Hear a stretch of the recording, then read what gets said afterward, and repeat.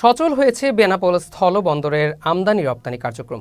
Load unload সহ বন্দরের সকল কার্যক্রম রয়েছে স্বাভাবিক। কোটা আন্দোলনকে ঘিরে কয়েকদিন বন্ধ থাকার পর বন্দরে কর্মচাঞ্চল্য ফিরে আসায় আশার আলো দেখছেন বন্দর ব্যবহারকারীরা। বেনাপোল প্রতিনিধি তামিম হোসেন সবুজের পাঠানো তথ্য ভিডিও চিত্রে ডেস্ক রিপোর্ট।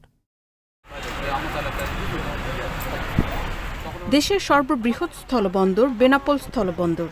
কোটা সংস্কার আন্দোলনকে কেন্দ্র করে দীর্ঘদিন এ বন্দরে ছিল না কর্মচাঞ্চল্য। বন্ধ হয়ে যায় আমদানি রপ্তানি কার্যক্রম। সব শঙ্কা কাটিয়ে বর্তমানে চালু হয়েছে বন্দরটি। পুরোদমে শুরু হয়েছে আমদানি রপ্তানি কার্যক্রম। এতে স্বস্তি ফিরেছে বন্দর ব্যবহারকারীদের মাঝে। অনেক সুখী আছি, ভালো আছি। প্রতি রায় দিন 14 কাজ হোক আমরা চাই, কারণ কাজ হলে রাজস্ব আয় হবে, সবার সুবিধা হবে। আমাদের কিছুদিন কাজ বন্ধ ছিল, আমাদের খুব সমস্যা, লিভারদের গেছে, এখন সচল হয়েছে। রাত দিন 24 ঘন্টা যেন ডিউটি দিতে হবে, সেরকম কাজ হবে, সেইভাবে আমরা যাওয়া আসা করতে পারবো। অনেকদিন পোর্ট বন্ধ ছিল, আমরা পেপার নিয়ে এসেছি, এক সপ্তাহ বাদে এখন গাড়ি খালি হচ্ছে। এখন স্বাভাবিক সব খুলে গিয়েছে, খুললে আমাদের খালিয়ে গেলেই আমরাও বেড়ে যাবো, আমাদের নিয়ে ভালো হবে। আর যাতে রাত দিন কাজ হয় সেই সমস্যা আপনারা করুন, যারা আমরা ভালোভাবে বেরিয়ে যেতে পারি।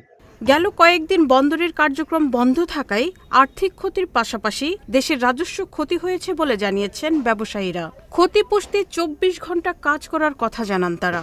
এক্ষেত্রে বন্দরের কর্মকর্তাদের সহযোগিতা চান ব্যবসায়ীরা। বেনাপোল বন্দরেও লোড আনলোড কার্যক্রম শুরু হয়েছে, তবে এখন আমাদের দাবি হচ্ছে আগে যে হারে আমরা কাজ করতাম এখন তাছাড়া আরও অনেক বেশি সময় আমদানি রপ্তানি বাণিজ্য চালু রাখবো।